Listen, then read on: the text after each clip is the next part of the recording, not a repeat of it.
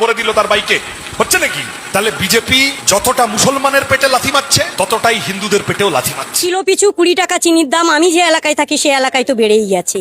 গ্যাসের দামই সঙ্গে সঙ্গে 100 টাকা বেড়ে গেছে। এরকম সমস্ত জিনিসের দাম বেড়ে যাচ্ছে।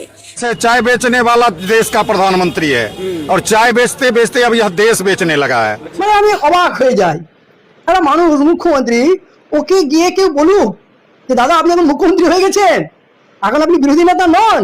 আপনি কোন স্বরে কার সঙ্গে, একটা মহিলা বাংলার রাজনীতিতে একটা উজ্জ্বল নক্ষত্র, তার ভালো খারাপ নিয়ে অনেক চর্চা হতে পারে, এমন নয় যে তার খালি কলঙ্কময় ইতিহাসই আছে, তার অনেক জনসেবামূলক কাজও আছে।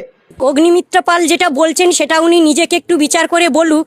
সবে যখন 3 মাস তিনি ক্ষমতায় এসেছেন, তার মধ্যেই যদি বলতে পারে যে সমস্ত বচ্চি উচ্ছন্ন করে দাও, হ্যাঁ সমস্ত জিনিসপত্রের দাম বাড়িয়ে দাও। কারণ আমার সঙ্গে অগ্নিমিত্রাদির প্রায় কম করে হলেও 20 বছরের সম্পর্ক, সেই সব কথা না হয় বাদই দিলাম, কিন্তু উনি এখন যে কাজগুলো করছেন সেগুলোর ভিডিও আমার সামনে আসছে। কিছু কিছু ক্ষেত্রে আমার দেখে সত্যিই ভালো লাগছে যে অগ্নিমিত্রাদি এইরকম অ্যাক্টিভলি কাজ করছে। কিন্তু ব্যাপারটা হচ্ছে অগ্নিমিত্রাদিকে আমি এরকম রাগী অবস্থায় কোনোদিন দেখিনি। মানে অগ্নিমিত্রাদি যে কি মিষ্টি একটা মানুষ, আর কি যে তার সুন্দর বাচনভঙ্গি, কত সফট আর কাইন্ড একটা মানুষ হতে পারে সেটা আমরা সব সময় আলোচনা করতাম। অগ্নিমিত্রা পল দেখতে যেমন সুন্দরী তেমনি তার ব্যবহার, মানে এত মিষ্টি ব্যবহার। সেই 2005 সাল থেকে আমি অগ্নিমিত্রা পল, মানে তখন তো ফ্যাশন ডিজাইনার হিসেবেই পরিচিত ছিলেন, তার বাড়িতে যেতাম কাজের জন্যই অবভিয়াসলি, বা আমাদের দেখা হতো কোথাও, ফোন করলে এত ওয়ার্ম, এত ওয়েলকামিং, এত ভালো। আমার মনে হয় অগ্নিমিত্রাদি কাজের চাপে এরকম রাগী হয়ে গেছে। আমি অগ্নিমিত্রাদিকে আগে কখনো এরকমভাবে দেখিনি, আর যখন আমি অগ্নিমিত্রাদিকে এরকমভাবে দেখি ভিডিওসে বা টিভির পর্দায়, আমার খুব হাসি পায়। কারণ আমরা বাচ্চা অগ্নিমিত্রাদিকে দেখেছি, বাচ্চা মানে এখন যা বয়স অবভিয়াসলি তার থেকে তো বাচ্চা ছিল। আমরা সেই মিষ্টি কিউট সুন্দরী একটা ডিজাইনার ইমেজটাই আমার মনের ভেতরে রেখেছি।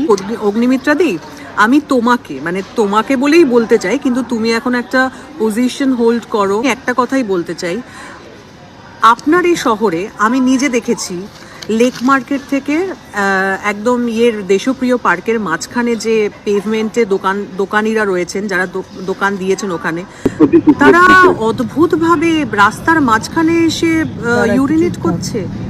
এইরকমভাবে হিসু করা যায়? আর দিনের পর দিন করতে করতে ওদের এত কনফিডেন্স, বাস যাচ্ছে, গাড়ি যাচ্ছে, অটো যাচ্ছে, ট্যাক্সি যাচ্ছে, মরে যাওয়ার ভয় নেই। মানে এই ভয়টা নিয়ে আমার অ্যাক্সিডেন্ট হতে পারে।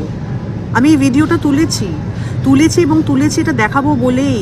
এটা খুঁজে বার করুন তো, এটা কারা করছে, আমার তো জানার খুব ইচ্ছা। শহরটাকে নোংরা করছে, জোরে পেয়ে গেলে তো মানুষকে যেতেই হবে, কিন্তু সেটা গার্বেজ খোঁজে, একটা টয়লেট খোঁজে, একটা কোনা খোঁজে।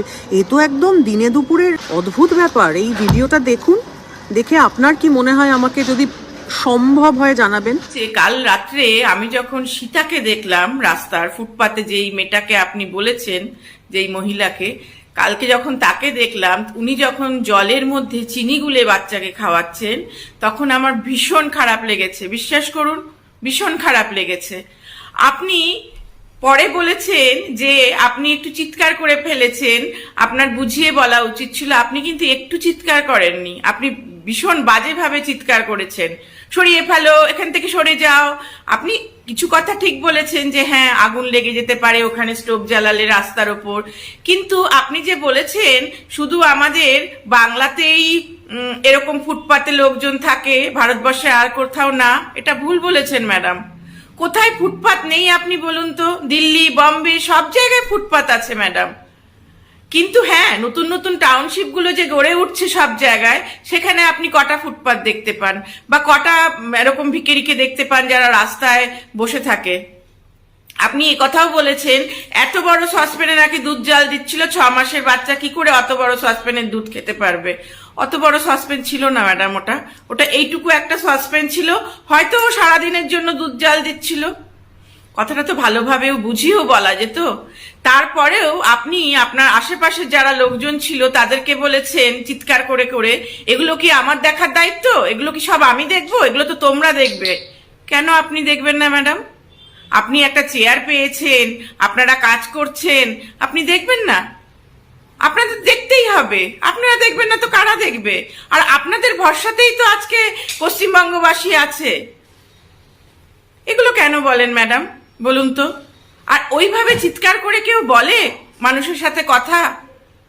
আপনি না একজন শিক্ষিত মানুষ, তাহলে আপনার শিক্ষার কোথায় গেল মূল্যটা? আপনি সেদিন দেখলাম বলছেন যে আমাদের ভারতবর্ষ থেকে চাঁদে গেছে, সূর্যে গেছে। চাঁদে গেছে আমরা সবাই জানি, সূর্যে কে গেছে ম্যাডাম? কোন মানুষটা সূর্যে গেছে? আপনি সেটাও বললেন অমিতাভ বচ্চন ভেজ খায়। অমিতাভ বচ্চন ভেজ খায় তো কি হয়েছে? মিড ডে মিলের বাচ্চারাও ভেজ খাবে না? কেন খাবে মিড ডে মিলের বাচ্চারা ভেজ? এইসব উল্টো পাল্টা কথা বলেন। আর ওই যে বাচ্চাটা চিনি গোলা জল খাচ্ছিল, তার মানে ওটার জন্য দায়ী কে? আপনারা দায়ী ম্যাডাম। একটা বাচ্চা কেন তার চিনি গোলা জল খাবে? কেন খাবে চিনি গোলা জল? আজে বাজে কথা বলবেন না। আপনাদের হাতে এখন সরকার, আপনাদের হাতে, আপনারা ভালোভাবে কাজ করুন, এটাই আমরা সবাই চেয়েছিলাম।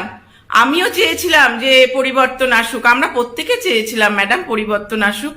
তা বলে এরকম ঝগড়াঝাটি করে, ভুরু কুচকে, চিৎকার চেঁচামেচি করে পরিবর্তন আমরা চাইনি। কিন্তু আপনি সেদিন আপনি বললেন আমরা শিল্প আনতে পারছি না, শুধুমাত্র আমাদের তৃণমূল আর সিপিএম বাধা দিচ্ছে। কেন তৃণমূল সিপিএম বাধা দেবে? আপনাদের হাতে এখন সবকিছু পাওয়ার, আপনারা চাইলে আনতেই পারেন, কেন আনতে পারবেন না? এগুলো কোনো যুক্তি কথা হয় না ম্যাডাম। আর ওইভাবে আপনি কখনো একটা বাচ্চাকে, শিশুকে ওইভাবে কখনো বলতে পারেন না। ছুঁড়ে ছুঁড়ে ফেলে দিচ্ছেন, এই করছেন সেই করছেন। কেন করছিলেন এগুলো? খুব খারাপ, খুব খারাপ। আমার অত্যন্ত প্রিয় কবি শ্রীজাত আপনাকে নিয়ে একটি কবিতা লিখেছে, আমি একটু পড়ে শোনাই আপনাকে। তিনি লিখেছেন, 4টে কাপড় 3টে থালা, সংসার নয় সরঞ্জাম, 10-এর মধ্যে পেটের জ্বালা, রোজ জোটে না দুধের দাম। এটা কিন্তু জানা উচিত আপনার। লাস্টে লিখেছিলেন, ফুটপাতে মানচিত্র আঁকি, ভারত আমার মায়ের নাম, এখন অনেক হিসেব বাকি, কে মেটাবে দুধের দাম। খুব সত্যি কথা। আপনি আর একটা কথা বলেছেন যে এরা কেন হোমে চলে যায় না।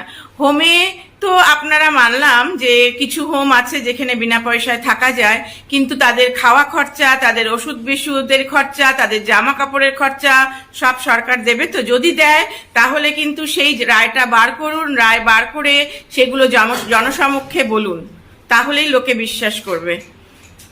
আপনি অনেক উল্টোপাল্টা কথা বলেছেন ম্যাডাম, আপনার থেকে এইসব ফালতু কথা কিন্তু আমরা আশা করি না। ফুটপাতে কে রান্না করছে বা সংসার পেতে বসেছে, বা কোনো ব্যক্তি পেটের জ্বালায় জিনিসপত্র বিক্রি করে জীবিকা অর্জন করছে, তাতে আমার কোনো প্রবলেম নেই।